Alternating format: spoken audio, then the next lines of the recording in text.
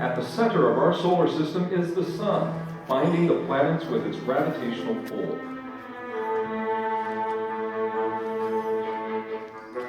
From our viewpoint on Earth, the Sun appears small in the sky, but in reality, it dwarfs even Jupiter, the largest planet in the solar system. The distance from the Sun to the small worlds traveling around it are vast.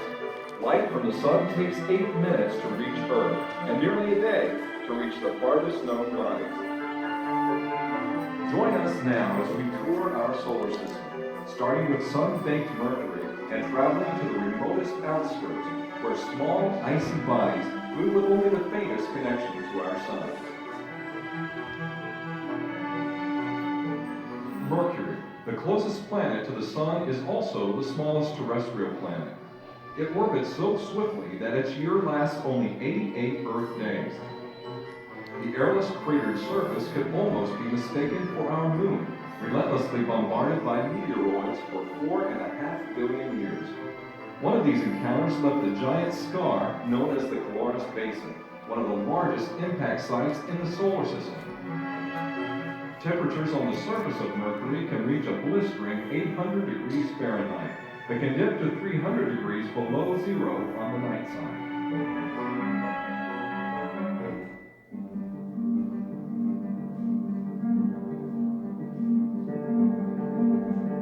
Seen from Earth, Venus is the brightest small object in the sky, thanks in part to an unbroken layer of sulfuric acid clouds, part of the planet's thick, smothering atmosphere of carbon dioxide, a potent greenhouse gas which traps the Sun's heat and turns the surface into a desert with temperatures of 870 degrees. Venus rotates so slowly that a day lasts almost as long as 4 months on Earth. Devoid of water, the surface is a nearly uninterrupted expanse of rolling volcanic plains.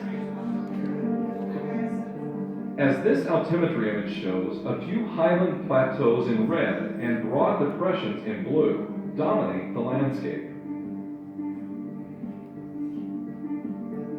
In the 1970s and 80s, Soviet landers survived on the rock-strewn surface of Venus, just long enough to give us our first glimpses of the planet close up.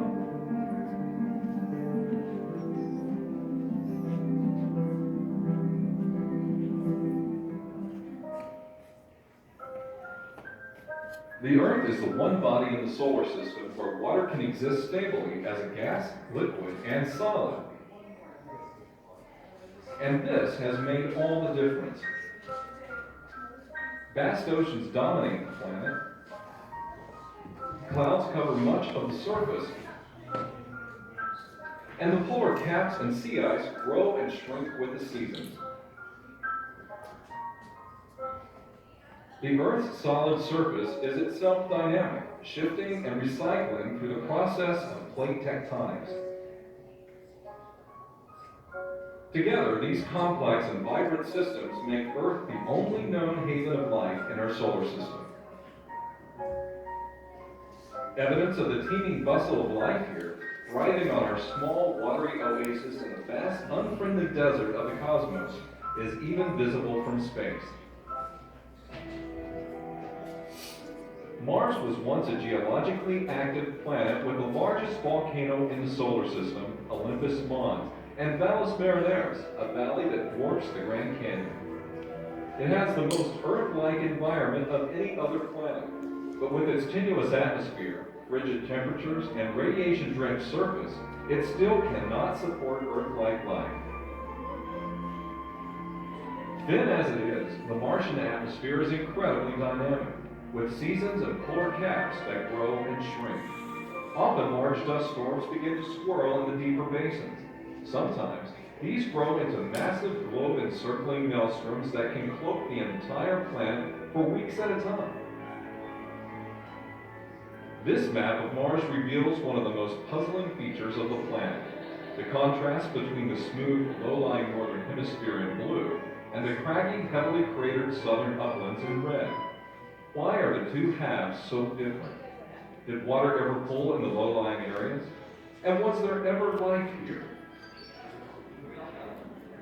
The planet is now a vast barren desert, but images of what look like dry river channels and ancient lake beds provide compelling evidence that liquid water once ran over the Martian land, at least for a time. Mars has had more visitors in the form of landers and rovers than any other planet, but many puzzles still remain.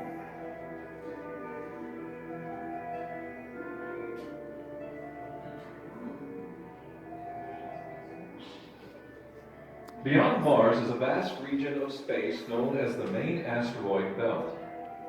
A graveyard of millions of rocky pieces of shattered young planets and bodies. Good morning, Grand Canyon visitors. Our park film, Grand Canyon, A Journey of Wonder, will begin inside the theater in the visitor center here in about 4 minutes.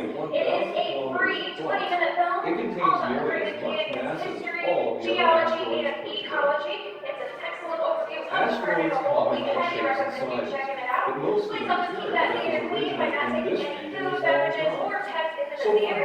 Once again, it will be starting in the theater in the visitor center in about 4 minutes. You do not need a ticket, just come on in and enjoy. Most of the material out of the asteroid belt and causing all of these massive collisions. Something big.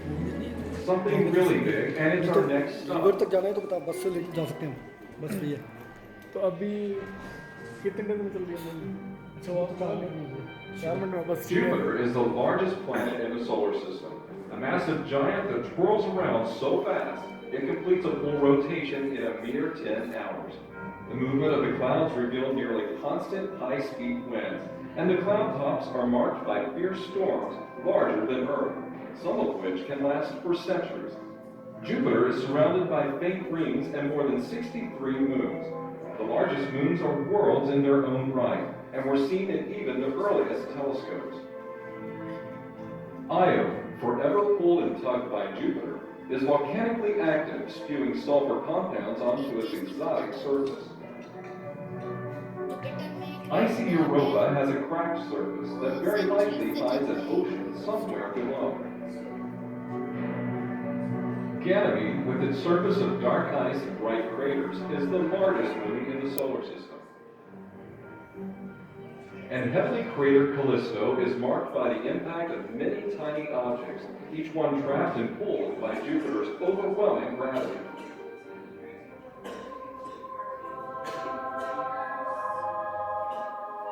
Next, we move to beautiful Saturn. Saturn's atmosphere at first appears to be serene, but this planet, too, hides powerful storms and winds. But Saturn's most obvious, most majestic feature is the extensive system of rings, a graceful collection of ice, rocks, and dust, shepherded into place by small moons. Images of the rings reveal lovely scallops and swirls caused by the moonlets embedded within. Saturn is also surrounded by more than 60 diverse moons, including cloudy Titan, which has an atmosphere of thick hydrocarbon smog covering an icy surface dotted with methane lakes, sand dunes, and icy volcanoes. Another example is Odd Iapetus, with its stark contrast of extremely dark and very white surface features. And don't forget tiny Enceladus, residing deep in Saturn's gravitational thrall. Pushed and pulled by strong tides that help activate geysers, Enceladus alone provides enough water ice to form one of Saturn's tenuous outer rings.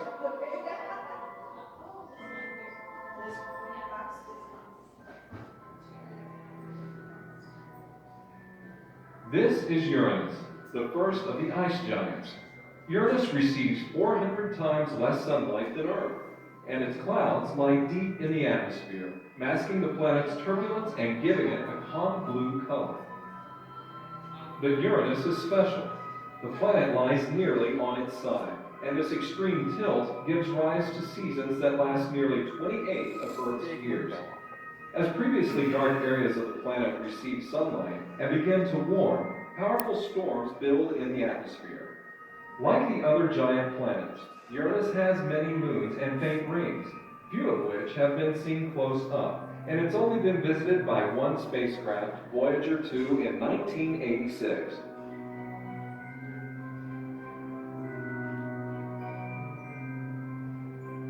The final giant planet is Neptune.